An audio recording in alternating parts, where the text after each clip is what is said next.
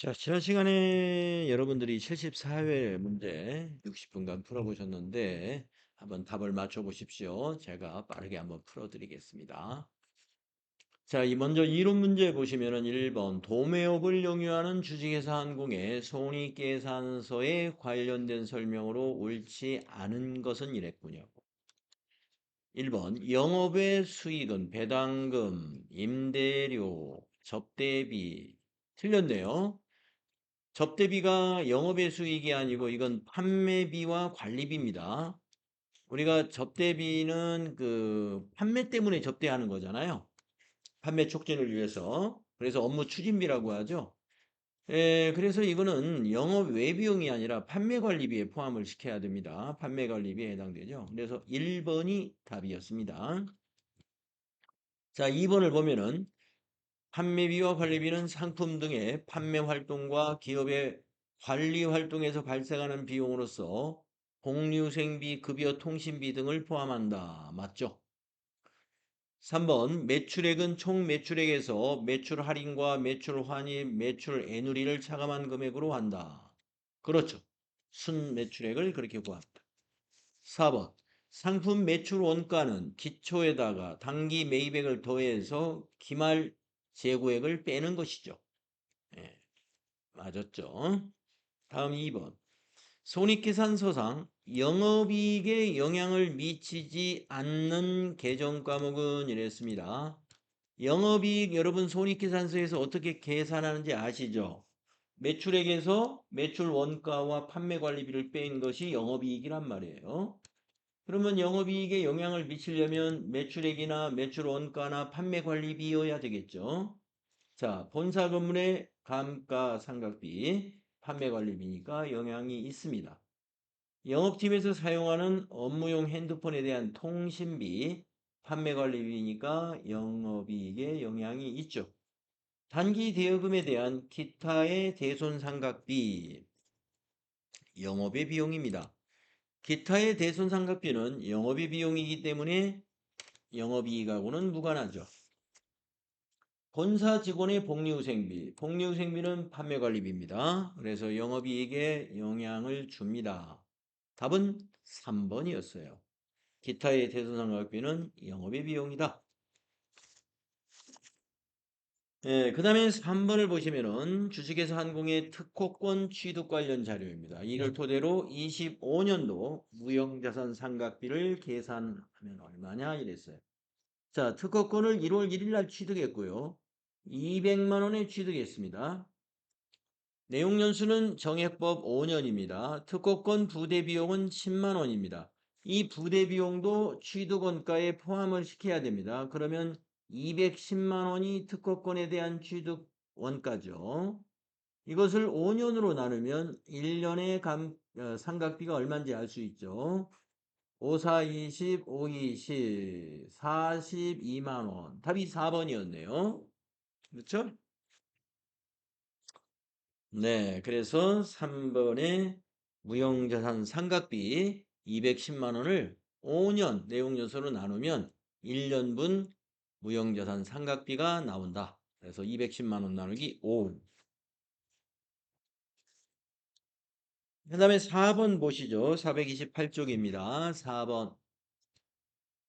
다음과 같은 결산 회계처리 누락이 25년도 손익계산서에 미치는 영향으로 옳은 것은 네.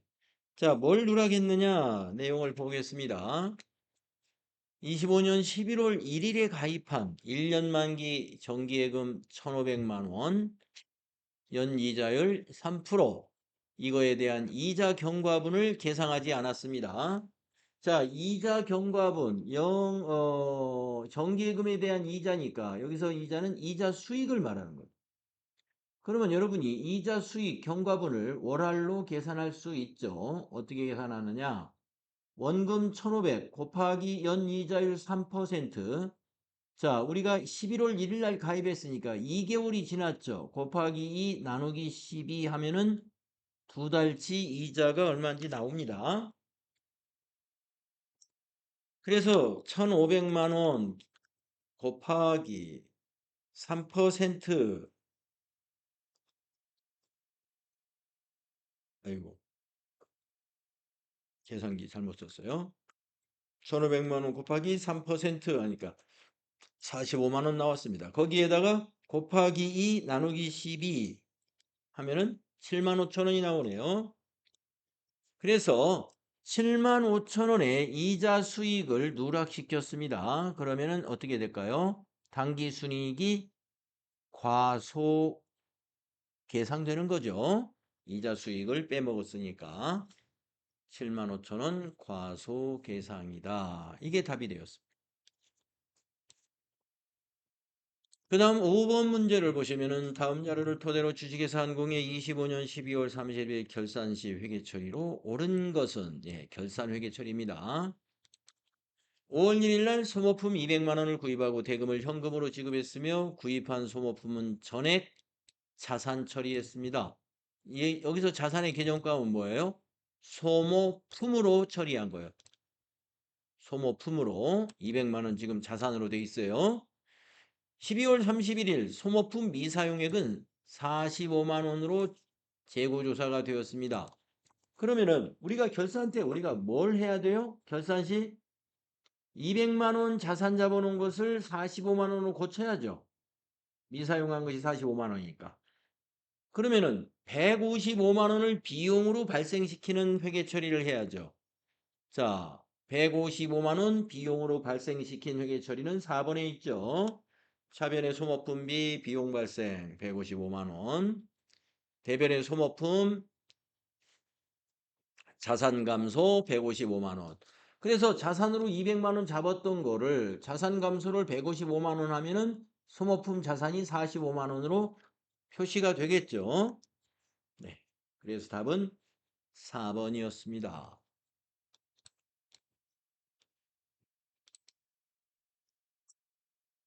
그러니까 취득했을 때 자산 잡았는데 기말에 조사했더니 자산이 45만 원이더라. 그러면 나머지는 비용 발생해야 되니까 155만 원이 비용 발생되어야 된다 이 말입니다. 4번이죠. 6번. 6번도 결산 문제네요. 다음 결산정리 사항 중 비용의 이연에 해당하는 것은 여러분 비용을 이연하려면은 임대료는 비용이 아니잖아요. 수익이죠. 자, 보험료 비용입니다. 선급분을 계상한다. 이게 바로 비용의 이연입니다. 비용의 이연이라는 것은 비용을 차기의 비용을 단기에 지급했기 때문에 차기로 이연시키는 선급 비용을 말하는 거예요. 자, 이자 수익은 수익이니까 비용이 아니죠. 4번 이자 비용 비용입니다. 그러나 미지급분 계상은 이연이 아니고 예상이죠. 4번은 예상입니다. 네. 자, 이거를 어떠한 그 결산정리 사항인가를 적어보면 임대료 미수분은 이거는 수익의 예상이에요. 1번은 수익의 예상, 2번은 비용의 이연입니다. 2번이. 3번은 이자 수익 선수분을 계상한다. 이거는 수익의 이연이에요.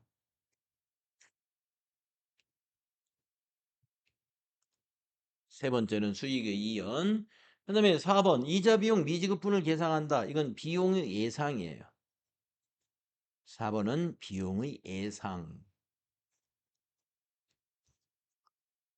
그래서 이 네 가지가 우리가 말하는 수익과 비용의 이연과 예상이라는 사례에 자주 나오는 것들입니다. 여기서 6번은 2번이 답입니다. 다음 7번 도매업을 영위하고 있는 주식회사 한공의 25년 3월 10일 주식회사 서울의 파산으로 단기대여금 300만 원의 회수가 불가능하게 되었어요.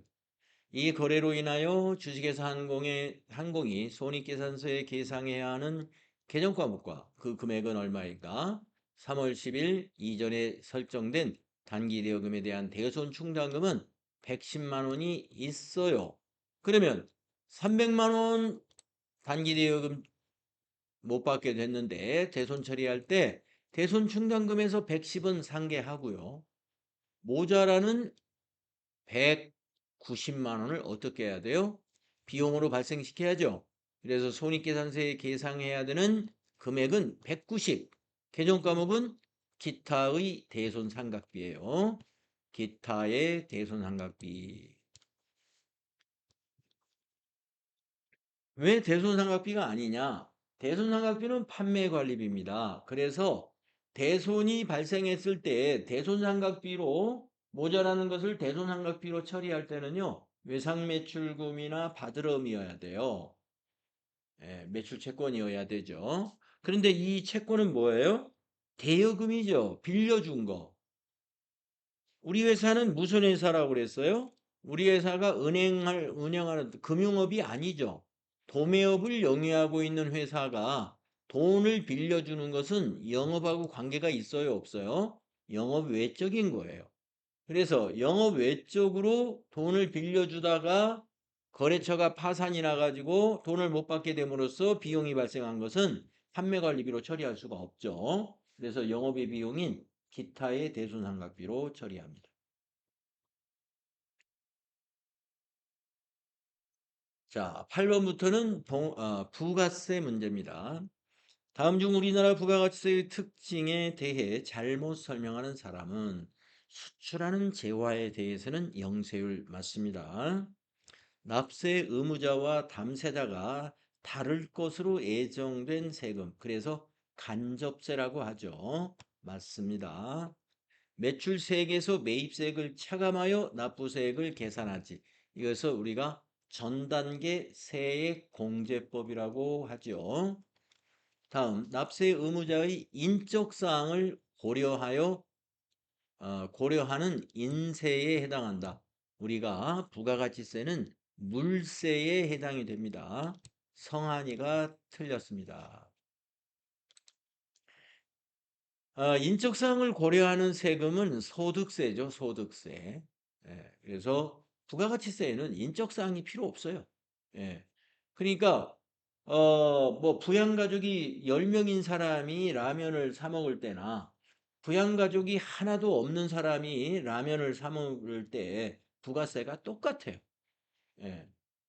부양가족이 많다고 그래서 라면을 깎아서 팔고 부양가족이 적다고 그래서 라면을 좀 제가격을 받고 이러지 않죠. 세금이 똑같습니다. 그걸 우리는 물세라고 그래요. 그러나 소득세는 여러분 어떻습니까? 여러분이 만약에 직장에서 근로소득세 지금 만약에 내고 있다 그러면은 똑같은 만약에 월급에 500만 원을 받는다 할 때 부양가족이 10명인 사람과 부양가족이 없는 사람 세금이 다르죠. 그것은 인적사항을 고려해서 과세하기 때문에 그렇습니다. 그런 세금은 인세라고 합니다. 다음은 9번. 다음 중 부가가치세 과세 거래에 해당하는 것을 모두 고르면 소형 승용차를 중고차 매매상에게 유상으로 처분했으면 과세죠. 세금을 사업용 자산으로 물납했다. 세금을 자산으로 물납하는 것은 우리가 공급으로 보지 않습니다. 과세하지 않아요. 상표권을 유상으로 양도했어요. 네, 재화의 공급으로 과세합니다. 양도 담보의 목적으로 부동산을 제공하는 것은 공급으로 보지 않습니다. 그래서 가다 1번이 답이었어요. 자, 그 다음에 10번. 컴퓨터 부품을 제조하는 주식회사한공의 다음 자료를 토대로 25년 제2기 예정신고 기간에 부가가치세 납부세액을 계산하면 얼마인가 그랬습니다. 납부세액이라 하는 것은 매출세액에서 매입세액을 빼줘야 됩니다. 자, 여기가 매출이네요.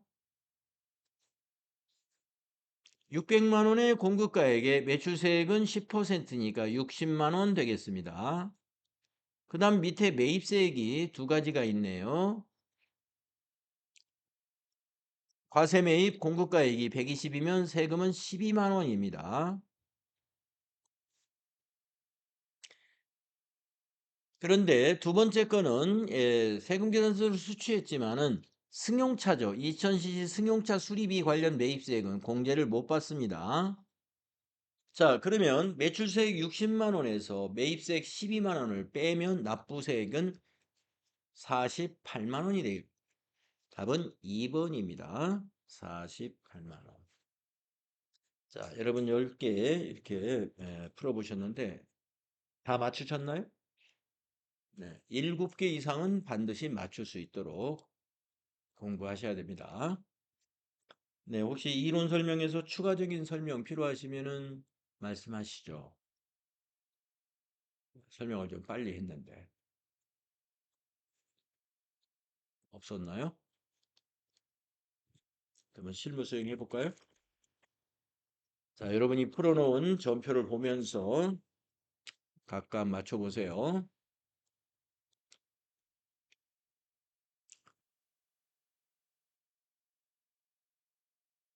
자, 74회는 대우전자로 출제를 했습니다.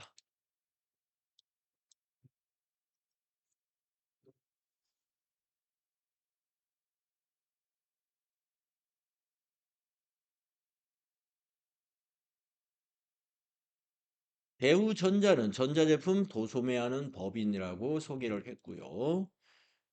계정과목 및 적요 등록 수정 문제 냈습니다. 디자인권의 취득과 매각 거래가 자주 발생하여 무형자산 계정과목으로 등록하여 사용하려고 한다.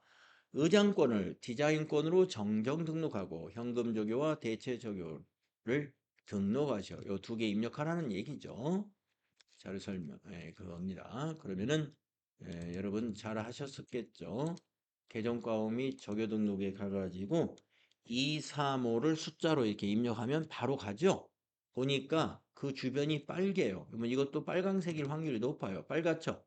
그러면 컨트롤 누른 상태에서 F1을 툭 치고서 입력을 하면 입력이 됩니다. 디자인권 엔터.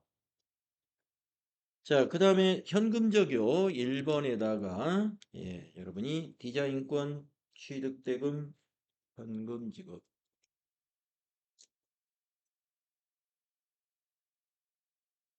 이렇게 하셨고 대체적요 1번 오른쪽에다가 디자인권 상가액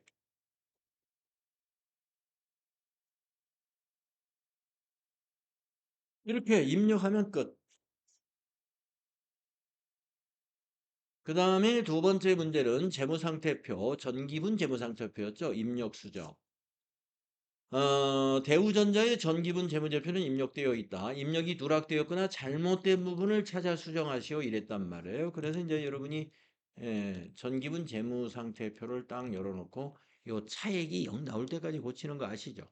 자, 유동자산을 먼저 딱 봤습니다. 똑같아요. 그 다음에 비유동자산이 많이 틀려요. 비유동자산이. 그러면 비유동자산이 여기서 어디서부터냐? 네, 장기대여금부터예요. 여기서부터 이제 맞춰 나가는 거죠.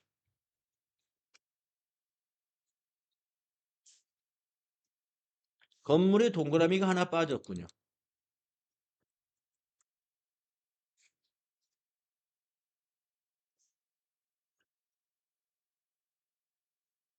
비품의 감가상각 누계액이 빠졌군요. 그럼 밑에 빈 자리에다가 비품이 212니까 213으로 입력하면 돼요. 31650, 31655 플러스. 네, 두 개 고치니까 차액이 0 나왔죠. 끝. 그 다음에 거래자료 입력 문제는 어떻게 나왔습니까? 계약금의 지급이라고 그랬죠. 지급하는 계약금은 선급금입니다. 계약금의 지급하면 선급금. 수정전자에서 상품을 매입하기로 하고 계약금을 우리은행 보통예금 계좌에서 이체하여 지급했다. 보통예금의 대변 되겠습니다. 선급금, 차변, 자산자 보시면 됩니다. 8월 18일 일반 전표에다가 그렇게 입력했나요? 확인해 보세요. 차변에 선급금, 당좌자산, 거래처 넣어야 됩니다.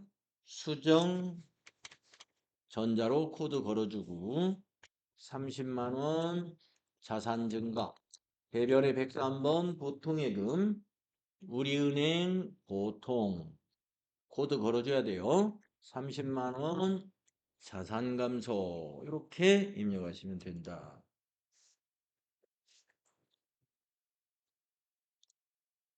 다음 2번 증빙에 의한 전표 입력 문제 보십시오. 차량의 취득세가 350만 원으로 확인됩니다. 8월 28일 영업부에서 사용할 목적으로 구입한 승용차 관련된 취득세를 신고 납부 기한일에 현금으로 납부했다. 거래자료 입력하시오. 현금 납부했으므로 8월 28일 일반 전표에다가 출금으로 입력합니다. 개정 과목은 차량 운반국. 취득세는 비용이 아니고 해당 자산의 취득 원가로 인식해야 돼요. 차량 운반구 350만 원 이렇게 하시면 돼요.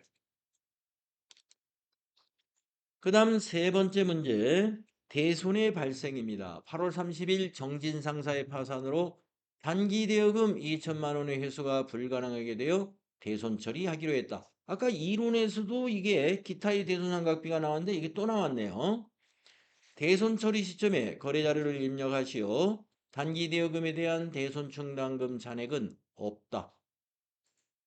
자, 대손 충당금이 있으면 그걸 차감하고 나머지가 기타의 대손상각비인데 이번에 이 문제는 없다는 거예요. 조회를 가서 해보려고 했는데 조회해볼 필요가 없죠. 없다고 하니까. 이걸 이 얘기 안 해주면 우리가 합계잔액 시산표를 조회해야 돼요. 바로 30일자로. 그래서 단기 대여금 바로 밑에 대손 충당금이 있는지 확인해야 돼요. 그러니까 여기서 확인할 필요가 없습니다. 여기는. 왜냐하면 문제에서 잔액이 없다고 미리 알려줬기 때문에. 그러면 전부 다 뭐예요? 기타의 대손상각비로 비용 처리해 주면 됩니다. 자, 일반 전표 8월 30일에 차변이 기타의 대손 상각비 934 금액은 2천만 원 대변은 단기 대여금 자산감소 거래처 코드 넣어야 되죠. 정진상사로 코드 걸어놔야 돼요. 2천만 원 이렇게 하셨나요?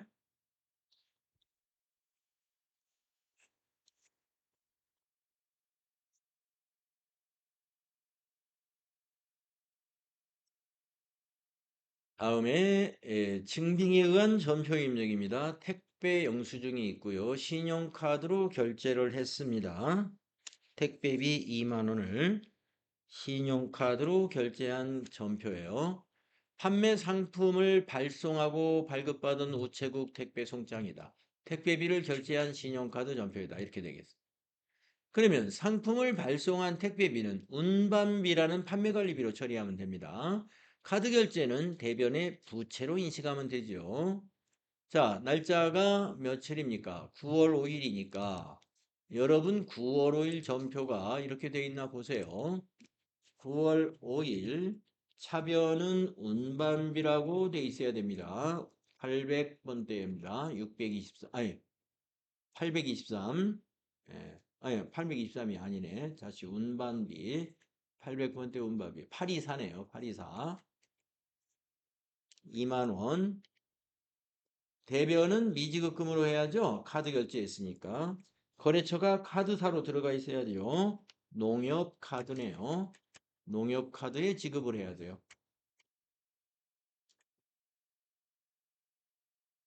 2만 원 부채 증가.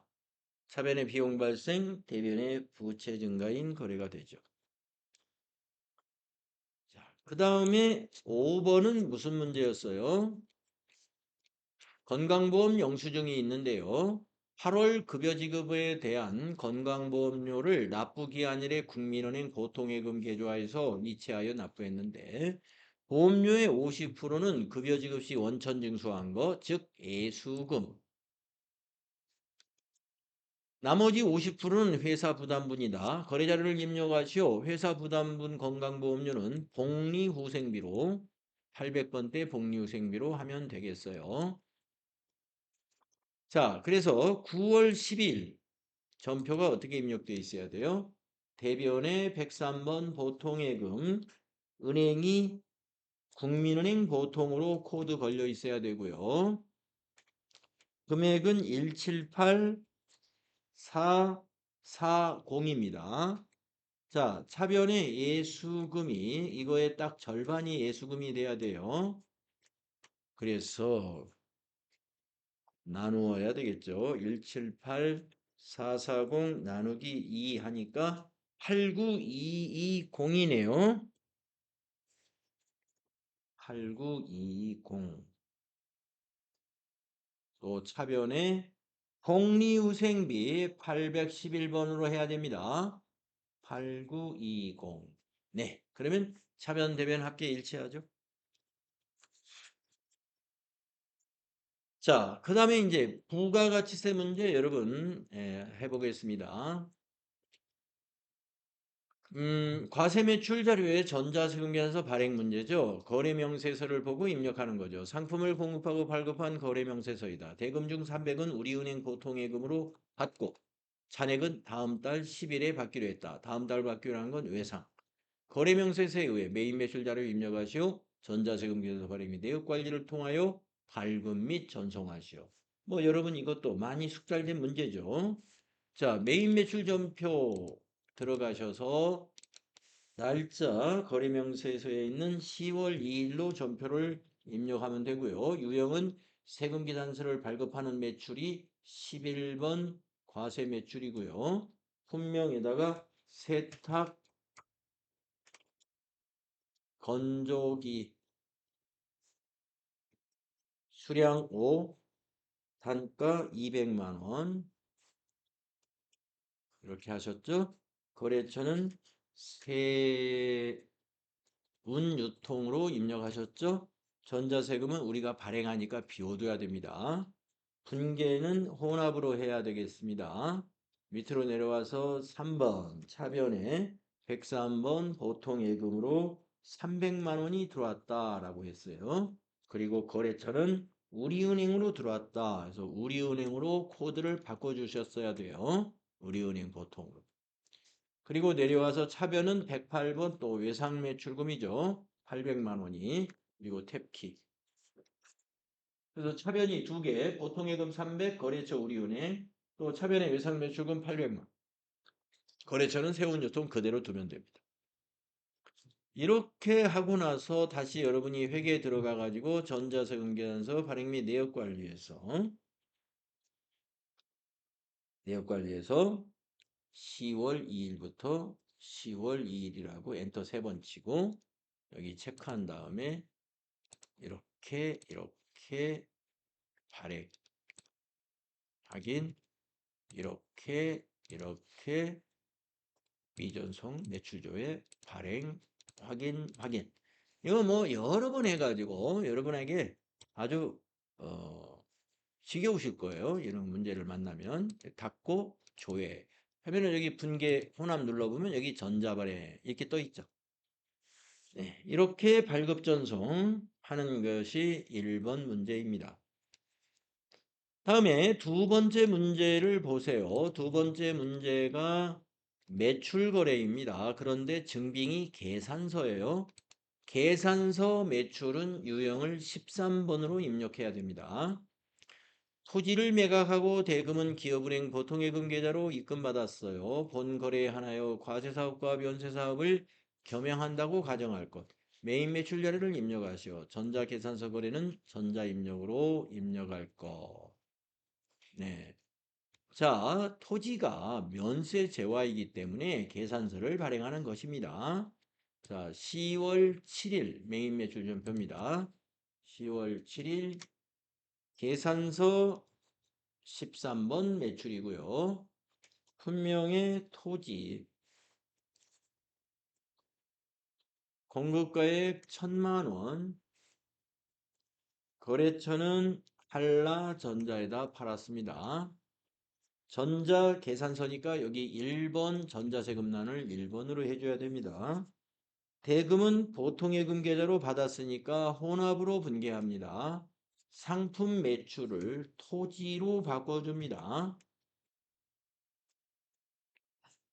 장부 금액이 1,000만 원이기 때문에 1,000만 원을 고치지 않고 그대로 둡니다. 장부 금액과 판매, 처분 금액이 똑같기 때문에 유형자산 처분 손익이 나오지 않습니다. 자, 차변에 103번 보통예금 1,000만 원 입금됩니다. 탭키 눌러서 거래처는 기업은행 보통이라고 자료 설명에 나왔죠. 그래서 이렇게 바꿔주시면 돼요. 여기서 유형자산을 처분했는데 왜 유형자산 처분 이익이나 손실이 없느냐? 네, 장부 금액과 처분 금액이 같아서 그렇습니다. 네, 다음에 세 번째 문제는 뭐였냐 하면은 매입인데 도시가스 청구서입니다. 이 청구서는 전자세금계산서라는 것이 밑에 항상 이렇게 나오니까 잘 체크해 주시고 회사의 10월분 도시가스 요금 명세서다. 작성일자를 기준으로 입력하고 납부 마감일에 보통예금 계좌에서 자동이 이체되는 거래의 입력은 여기서 생략이다. 매입매출 자료를 입력하시오. 전자세금계산서 발급 및 전송은 생략하고 거기다가 전자입력으로 입력해라. 이렇게 돼 있습니다. 우리가 매입이니까 이거 전송할 일이 없는데 이건 수행과제 이런 말을 쓸 필요가 없습니다. 우리가 전송하는 일이 아니죠. 가스를 우리가 파는 게 아니라 우리가 가스 사용하고 세금계산서를 수취한 것이기 때문에 그냥 전자입력으로 입력할 것 이렇게 하면 되는 거죠. 자, 그러면 11월 7일 날 작성했잖아요. 작성일 기준으로는 이 가스 요금을 납부한 게 아니기 때문에 미지급금으로 부채로 인식해야 돼요. 자, 그래서 메인 매출 전표 날짜는 11월 7일. 11월 7일. 유형은 51번 과세 매입이 되고요. 매입세액을 공제받을 수 있으니까. 품명은 도시가스. 공급가액은 거기 250000이죠. 25만 원. 거래처는 한국으로 검색하면 한국도시가스 주식회사. 전자세금은 1번 전자입력했어야 하고요. 분계는 혼합으로 분계해 줘야 됩니다. 부가세 대급금 25,000원은 매입세 공제받는 거니까 그대로 주고 차변에 수도광열비로 도시가스비는 수도광열비로 회계 처리하여 815.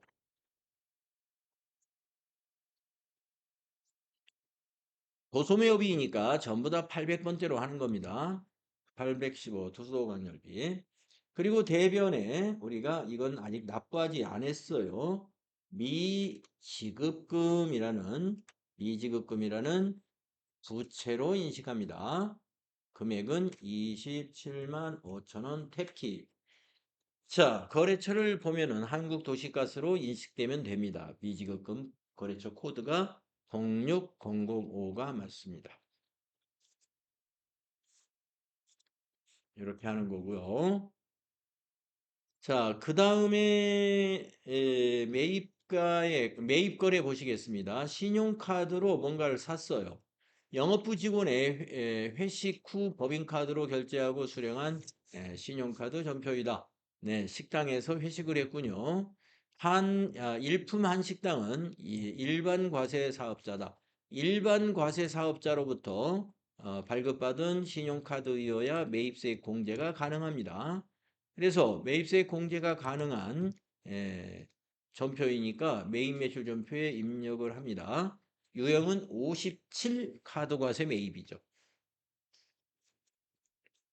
자, 그러면 전표의 날짜 11월 13일 매입매출 전표에다가 11월 13일 매입매출 전표에 유형이 57로 돼 있어요. 57로. 그리고 물음표. 카드사가 농협카드니까 세 번째 농협카드 확인 이렇게 농협카드로 거래처를 입력했어야 되고 품명은 회식. 그리고 공급가액에다가 합계를 넣었어야 돼요. 16만 5천 원. 그래야 합계가 16만 5천 원. 그래야 공급가액이 15만 원이고. 거래처는 일품, 한식당. 신용카드는 전자세금을 비워두고 분계는 카드 분계 4번 하시게 되면은 미지급금 농협카드 대변에 부채 증가했고요. 차변에 부가세 대급금 매입세 공제 받는 거고요. 자산. 그리고 상품을 복리후생비로 바꾸면 돼요. 800번대 복리후생비.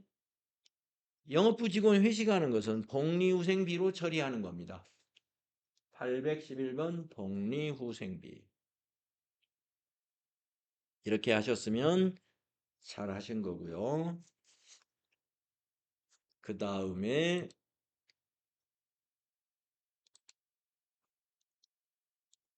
5번의 문제는 전자세금 계산서인데 자료 설명을 보면은 대표이사 김대우 개인 취미생활을 위하여 골프용품을 구입하고 발급받은 전자세금 계산서입니다. 매일 매출 자료를 입력하시오 이랬어요. 자, 이 골프용품이 회사에서 직원들을 위해서 산 것이 아니라 대표자, 대표이사 개인이 쓰려고 산 겁니다. 그러면 회사가 이것을 보니까 세금계산서를 보니까 현금으로 지급했어요. 그러면 대표이사한테 돈을 받아야 됩니다. 회사의 사업과 무관한 지출을 했기 때문에 매입세 공제도 못 받습니다. 그래서 매입세 공제를 받을 수 없는 세금계산서는 유형을 54로 유형을 입력해야 돼요. 그래서 11월 15일 매입매출점표에 유형을 54로 했어야 돼요. 불공제 사유에서는 사업과 관련 없는 지출이다. 이걸 클릭을 해야 돼요. 그리고 선택해 주셨죠? 네, 품명에다가 골프 용품이라고 했을 거고요. 공급가액에다가 300만 원 하셨죠? 거래처는 우정골프가 되겠고요. 전자세금 계산서였으니까 전자세금에 1번 입력하셨죠. 분계는 현금으로 지급했으니까 1번 현금 분계하시면 출금전표 만들어지는데 상품이 아니라 가지급금으로 잡아야 돼요. 대표이사 가지급금이니까 코드를 대표이사 이름으로 입력해야 됩니다. 자료 설명에 대표이사 이름이 김대우예요. 김대, 네, 이렇게. 출금전표인데 가지급금의 거래처는 김대우가 돼야 됩니다. 네, 이렇게 하시면 돼요. 자, 그럼 이제 부가가치세 다음 문제는 부가가치세 신고서를 조회해 가지고 입력하라는 문제입니다. 제1기 부가가치세 확정 신고 기간이니까 4월부터 6월이 1기 확정이죠. 조회하라. 신고서를. 그래 가지고 전자신고 세액공제 10,000원을 반영하고 6월 30일 부가가치세 납부세액에 대하여 회계 처리하시오. 저장된 자료를 이용하여 납부세액은 미지급세금, 환급세액이면 미수금, 전자신고세액 공제는 잡이익으로 회계 처리하고 거래처 코드도 입력해라. 아주 자세하게 알려줬습니다. 자, 그러면 우리는 회계 메뉴에 가서 부가가치세 신고서에 가가지고 1기 확정 기간인 4월부터 6월로 기간을 입력해서 정기신고에서 엔터하면은 작성된 걸 불러온다 나옵니다. 확인. 그러면 이게 마감되어 있는 게 보여요. 여기 10,000원도 입력되어 있네요. 전자신고 세액공제도. 자, 그러면 여러분이 여기 있는 매출세는 부가세 애수금. 여기 있는 매입세는 부가세 대급금. 여기 있는 차감세는 미지급 세금. 이렇게 계정 과목을 여러분이 정할 수 알고 있는 거죠. 우리 다 공부한 거잖아요. 자, 그래서 이걸 또 밑에 10,000원은 잡이익. 요거 잡이익. 자, 그러면 매출세부터 처리하겠습니다. 매출세 클릭하시고 컨트롤 C. 그래가지고 일반 전표로 가요. 예, 정리하는 날짜는 6월 30일입니다. 그래서 일반 전표 6월 30일에다가 부가세 애수금을 정리할 때는 차변에 부채를 감소시켜야 돼요. 그래서 차변에 부가 애수금 쭉쭉쭉쭉 가서 컨트롤 V 451만 원 여기다 붙여놓으면 되고, 야 엔터 줄 바꿔서 이번에는 대변에다가 부가로 해서 부가세 대급금 대변에다 정리하는 겁니다. 왜 대변이냐? 우리가 메인 매출 전표 입력할 때 부가세 대급금은 차변이었어요. 자산이니까. 정리는 대변에다 해야 돼. 자, 가서 부가세 신고서에 가가지고 이거 매입세를 복사해요. 325000을 컨트롤 C 해가지고 일반 전표 클릭해서 대변에다가 컨트롤 V. 또 납부할 세액이 대변의 미지급 세금이죠. 대변의 미지급 세금 261 여기다가 거래처를 코드에다가 세무 해가지고 미지급 세금은 부채이기 때문에 거래처 코드를 꼭 넣어야 돼요. 역삼세무서 60000. 자, 미지급 세금을 복사하러 갑니다. 부가세 신고서에 가서 여기 차감세 여기를 클릭하고 컨트롤 C 복사에다가 일반 전표 갖다 놓고 대변에다가 컨트롤 V. 그 다음에 밑에 아까 10,000원이 뭐였어요? 잡이익으로 한다고 그랬죠. 전자신고세액 공제. 그래서 이 수익 발생은 대변이죠. 대변에 잡이익 대변에다가 10,000원. 이런 정리분계 여러분도 처음 해보는 것은 아닐 거예요. 앞에서 우리가 다른 회사에서 해본 적이 있습니다. 이렇게 정리분계 하시면 돼요. 자, 이제 결산 문제가 어떻게 나왔는가 보겠습니다. 결산 자료를 참고하여 결산을 수행하시오. 자, 수동결산. 단기 매매증권의 기말 내역은 다음과 같다. 하나의 전표로 처리할 것. 하나의 전표로 하라고 그랬네요. 그러면 단기 매매증권이 지금 두 가지 종목이 있는데 첫 번째 종목은 어떻게 됐나 이렇게 비교를 해보시죠. 25,000원 잔고 금액이 26,000원으로 기말에 평가됐습니다. 그러면 한 주당 1,000원이 올라갔죠. 자, 1,000원 곱하기 100주 하세요. 10만 원 플러스 가격이 올랐다. 자, 두 번째 종목 200주입니다. 4만 원의 잔고 금액이 42,000원이 됐습니다. 한 주당 2,000원 가격이 올랐죠. 200주입니다. 2,000원 곱하기 200 40만 원이 오른 거예요.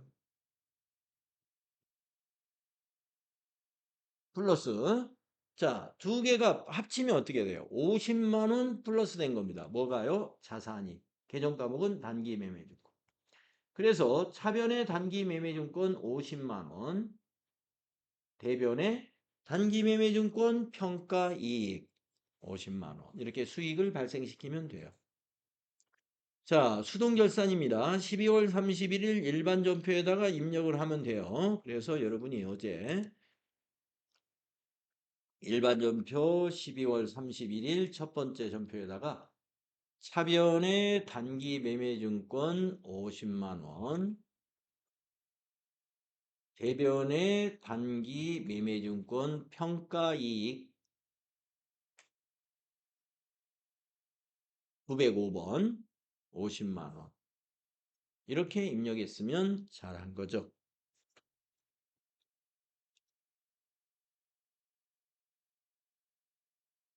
그리고 두 번째 기말상품 재고액 이거는 이제 자동 결산 그 매출원가 산출을 위한 것이니까 결산 자료에 입력에다 입력하면 됩니다. 이것도 마찬가지죠. 자, 수동 결산 또는 자동 결산 메뉴를 이용하여 결산을 완료하시오. 손익계산서, 이익여금 처분계산서, 재무상태표를 순서대로 조회 작성하시오. 이익잉여금 처분계산서 조회 작성 시 저장된 데이터 불러오기에서 아니오 선택하고 상단부에 전표 추가를 이용하여 손익대체분계를 수행할 것. 항상 이렇게 나옵니다. 자, 그러면은 이제 자동 결산을 위해서 전체 메뉴에 결산자료 입력이라는 요 양식을 꺼내야죠. 기간은 1월부터 결산 일자를 1월부터 12월까지라고 하고 확인을 눌러서 양식을 불러냅니다. 비말 상품 재고액 이 자리 여기에다가 3천만 원 주어진 자료를 입력해요. 엔터. 그러면 매출원가가 확정이 됐습니다. 그리고 전표 추가를 누릅니다. 추가하시겠습니까? 예, 확인. 그러면 일반 전표 12월 31일에 가서 조회 눌러보면 상품 매출원가 분계가 넘어왔어요. 자, 이제 손익계산서부터 작성합니다. 손익계산서 12월로 작성하면 매출원가 여기 넘어왔고 맨 밑에 당기순이익 잘 계산됐습니다. 그 다음에 이익잉여금 처분계산서를 작성합니다. 이익잉여금 처분계산서를 클릭하시고 아니오로 불러냅니다. 아니오. 아니오로 작성을 해야 돼. 그리고 날짜를 2026, 0223, 또 옆에 날짜는 2025, 0223으로 이 날짜와 이 날짜를 입력합니다. 그리고 나서 위에 있는 전표 추가를 누르죠. 5건 추가되었다. 안내가 나옵니다. 그럼 확인하면 이것도 이제 일반 전표로 이렇게 넘어와 있어요. 일반 전표로.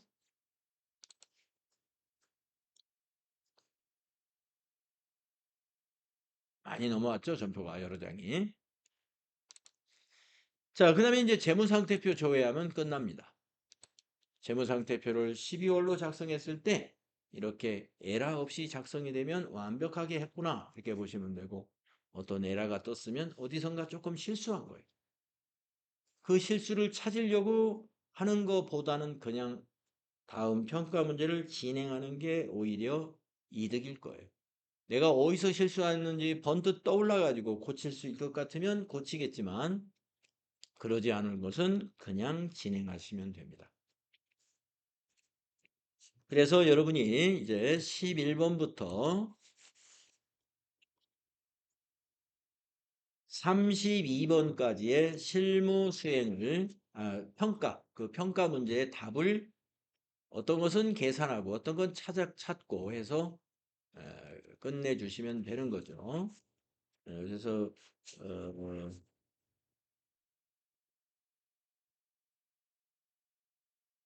여러분이 어제 답을 쭉 거기다 기입을 해 놓으셨으면은 이 답하고 한번 맞춰 보시고 74회죠. 답이 틀렸거나 아니면 어제 찾는데 좀 어려웠다 이게 그래서 이건 같이 한번 해보고 찾는 걸 같이 한번 해봐야 된다 하는 거 있으면 말씀하시면 제가 한번 같이 찾아보겠습니다. 네, 74회 정답이 네, 여기가 되겠습니다. 이걸로 한번 맞춰보시죠.